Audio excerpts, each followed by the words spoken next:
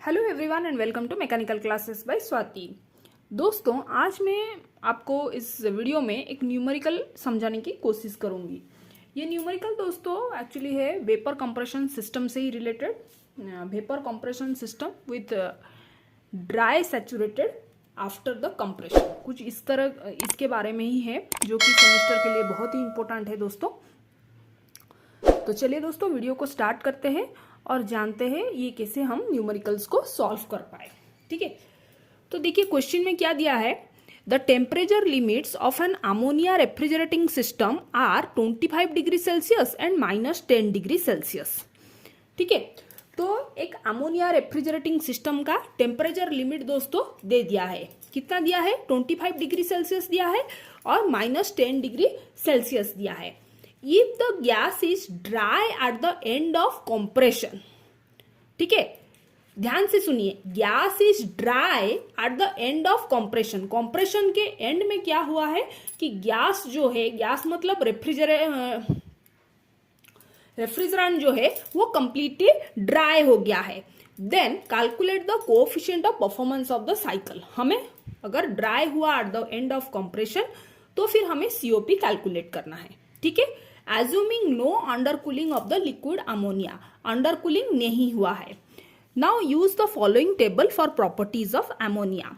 दोस्तों, ये जो टेबल होगा वो आपको सेमेस्टर में दिया रहेगा। कोई भी एंट्रेंस एग्जाम दो या फिर कोई भी एग्जाम दो आप, तो ऐसे एक टेबल दिया रहेगा आपको। ठीक है, अगर किसी में अगर टेबल नहीं दिया तो पीएच चार्ट देख के भी आप निकाल सकते हो इस वैल्यू को। ठीक है, लेकिन यूजुअली क्या होता है कि ये सेट जो टेबल से वो दिया रहता है एग्जाम में। ठीक है, तो यहाँ पर टेम्परेचर दे दिया है, लेटेंट हीट दे दिया है, लिक्विड हीट दिया है, लिक्विड एंट्रोपी दिया हुआ है। ये कुछ प्रॉब्लम है, ये न्यूमेरिकल्स है। तो अब हम कैसे इस प्रॉब्लम को अप्रोच करेंगे, चलिए इसके बारे में डिस्कशन करते हैं। तो ऐसे प्रॉब्लम्स के लिए दोस्तों आपको क्या करना पड़ेगा कि आपको पहले टीएस डायग्राम को ड्रॉ करना पड़ेगा। कैसे ड्रॉ करेंगे आप? ये है आपका टेम्परेचर, ये है आपका एंट्रोपी, राइट। तो कुछ इस तरह से वेपर डोम बनेगा आपका। ठीक है, कुछ इस तरह से वेपर डोम मिलेगा। तो यहां पर दोस्तों क्या दे दिया है कि it is dry eight the end of compression. Dry मतलब 1 2, कॉम्प्रेशन के एंड में कंप्लीटली ड्राई हो गया है। मतलब जो 1 से 2 प्रोसेस है, 2 आपका यहां पर लाए करेगा, इस सैचुरेटेड वेपर लाइन में लाए करेगा। क्यों? क्योंकि क्वेश्चन में दिया हुआ है दोस्तों कंप्लीटली ड्राई। ड्राई मतलब इस पॉइंट पे वो लाए करेगा, कंप्लीटली वेपर में हो गया है। जब आपका कंप्रेसर में रेफ्रिजरेंट एंट्री किया तो वो लिक्विड प्लस वेपर था, लेकिन जब वो कंप्रेसर में कंप्रेस हुआ तो वो कंप्लीटली वेपर हो गया, कंप्लीटली ड्राई हो गया। इसका मतलब 2 पॉइंट में there is no liquid particles, इतना समझिए आप। ठीक है, फिर 2 से कहां गया? कंडेंसर में गया। ठीक है, 3 ऐसे तो टीएस डायग्राम होते हैं, राइट। फिर एक्सपांशन वाल्व में गया। ठीक है, 4 अगर आपको टीएस डायग्राम कैसे ड्रॉ करता है पता नहीं है तो मेरा प्रीवियस वाला वीडियो देखिए, मैं फिर इसका लिंक भी आई बटन में दे दूंगी। ठीक है, फिर 3 से 4 आपका आइसेंथाल्पिक प्रोसेस हुआ, एक्सपांशन वाल्व में एंट्री किया। फिर 4 से 1 में आपका इवापोरेटर गया, इवापोरेटर से फिर 4 से 1 आपको इवापोरेटर प्रोसेस हुआ। ठीक है, तो ये कुछ इस तरह से आपका डायग्राम बनेगा, राइट। अभी क्वेश्चन में क्या दिया है कि जो सिस्टम है, अमोनिया रेफ्रिजरेटिंग सिस्टम है, वो 25 डिग्री सेल्सियस और -10 डिग्री सेल्सियस में ऑपरेट करेगा। 25 डिग्री सेल्सियस मतलब अपर लिमिट, जो कि कंडेंसर में ऑपरेट करेगा, राइट। तो आपका ये वाला जो है ये 25 डिग्री सेल्सियस होगा। ठीक है, 25 degree Celsius, right, which is equivalent to your 298 Kelvin, right. और जो लोअर वाला लिमिट होगा वो -10 degree Celsius. Okay, -10 degree Celsius which is equal to your 263 Kelvin. Okay, इतना तो आपको पता है कि 273 माइनस 10 विच इज 263 केल्विन, यहाँ पर 273 plus 25 degree Celsius which is equal to 298 Kelvin. ठीक है, इतना हमारा दे दिया है, राइट। अभी देखिए नेक्स्ट आपको दोस्तों वैल्यूज लिखना है। वैल्यूज आप कैसे लिखोगे? देखिए पहले जो थिंग्स आपको याद रखने हैं, ये आपका सैचुरेटेड लिक्विड लाइन है, ये जो लाइन है ये आपका सैचुरेटेड लिक्विड लाइन है। तो जो भी आपका इस वाले रीजन पे आपका लाई करेगा उसको आप डिनोट करोगे आज एफ। ठीक है, अगर दोस्तों अगर कोई भी वैल्यू आपका यहां पर सैचुरेटेड वेपर लाइन में लाई करता है तो वो डिनोट किया जाता है आज जी फॉर्म। जी, उसको सफिक्स जी में डिनोट किया जाता है। ठीक है, और फिर अगर कोई लाई करेगा कोई value in between the saturated liquid line and saturated vapour line, that will be denoted as F G, that will be denoted as F G, right. चलिए मैं आपको इस एग्जांपल्स में ही समझाने की कोशिश करती हूं। देखिए टेम्परेचर जो है 25 डिग्री सेल्सियस का, देखिए लेटेंट हीट कितना दिया है 1166.94 किलो जूल पर केजी। ओके, ये लेटेंट हीट दिया हुआ है 25 डिग्री सेल्सियस का। ओके, तो ये क्या होगा HFG2, राइट। ये लेटेंट हीट होगा HFG2 का। क्यों?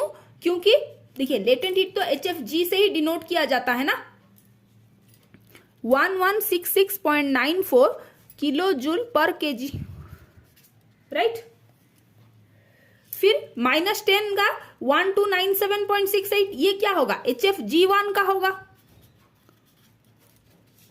1297.68 किलो जूल पर केजी। ये सब क्वेश्चन में आपका दिया हुआ है। ठीक है, फिर नेक्स्ट देखिए liquid heat. Liquid heat question में दिया हुआ है। लिक्विड हीट का मतलब समझिए आप।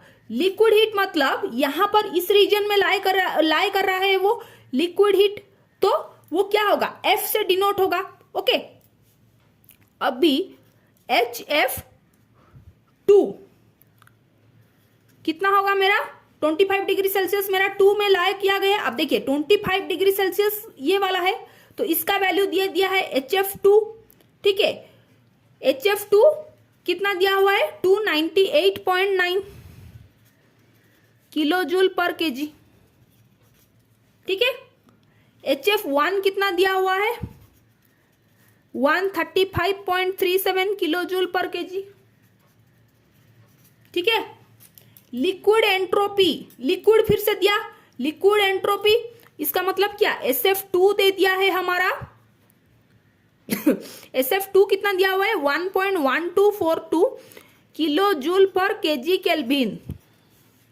ठीक है, और SF1 कितना दिया हुआ है -10 में, -10 आपका 1 में -10 डिग्री सेल्सियस का कितना दिया 0.5443 0.5443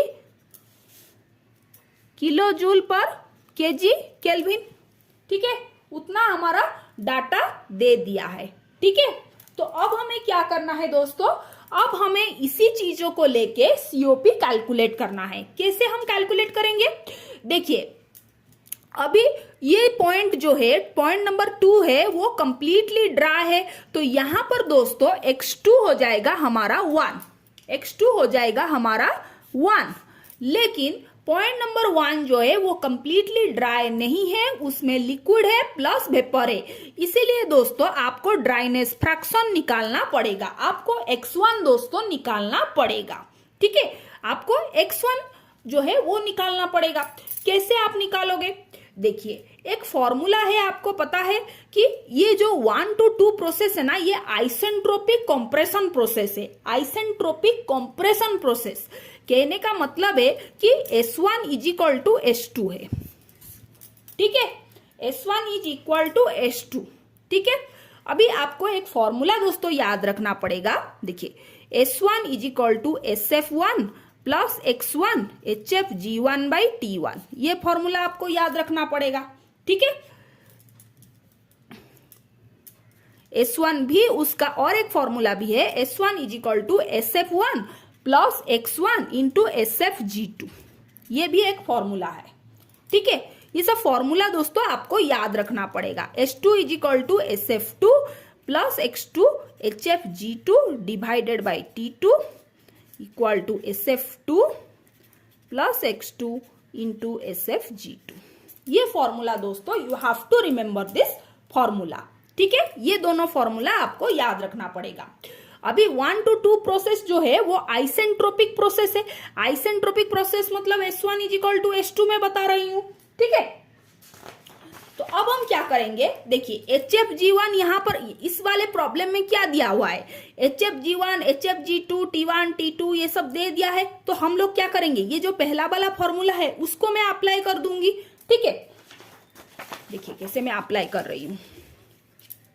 S1 is equal to SF1 plus X1 into HFG1 divided by T1। ठीक है, अब मैं क्या करूंगी, S1 मेरा दिया नहीं है। ठीक है, हाँ और एक चीज दोस्तों, S2 is equal to SF2 plus X2 into HFG2 divided by T2। हमें क्या पता है दोस्तों, X2 पता है हमारा 1 है। ठीक है, X2 इज इक्वल टू 1, क्योंकि X2 जो है वो देखिए X2 जो है वो पूरा कंप्लीटली सैचुरेटेड वेपर लाइन में लाई किया गया है, तो X2 इज इक्वल टू 1 है। ठीक है, तो ये वाले फॉर्मूला हम पहले निकाल देते हैं, यहां से हमें H2 मिल जाएगा। सो H2 is equal to SF2। SF2 का वैल्यू दोस्तों कितना है, 1.1242 1.1242 प्लस 1 इंटू HFG2 कितना है मेरा 1166.94 1166.94 डिवाइडेड बाई T2। T2 कितना है 25 डिग्री सेल्सियस, लेकिन ये सब केल्विन में है तो मैं केल्विन लूंगी, डिवाइडेड बाई 298 केल्विन। ठीक है, आप H2 को सॉल्व करना है। ठीक है, तो जब हम दोस्तों H2 को सॉल्व करेंगे तो हमें कितना मिलेगा 5.04 मिलेगा हमें H2 किलो जूल पर केजी। ओके, किलो जूल पर केजी केल्विन। ठीक है, ये रहा हमारा H2। फिर हम क्या करेंगे, उसको S1 के साथ इक्वलाइज कर देंगे। ठीक है, because S1 is equal to H2, right. So S1 is equal to H2 वो तो हमें पता है। ठीक है, so 5.04 is equal to SF1 plus X1 into HFG1 divided by T1 which is equal to your SF1 कितना दिया हुआ है क्वेश्चन में, कितना दे दिया है SF1 आप देखिए 0.5443 प्लस X1 इंटू HFG1 कितना दिया हुआ है 1297.68 डिवाइडेड बाय T1 कितना 263 केल्विन। तो इसको अगर दोस्तों हम अगर सॉल्व करेंगे तो X1 हमारा कितना निकल के आएगा 0.91। X1 दोस्तों हमारा 0.91 निकाल के आएगा। आप कैलकुलेटर यूज करके उसका निकाल सकते हैं दोस्तों।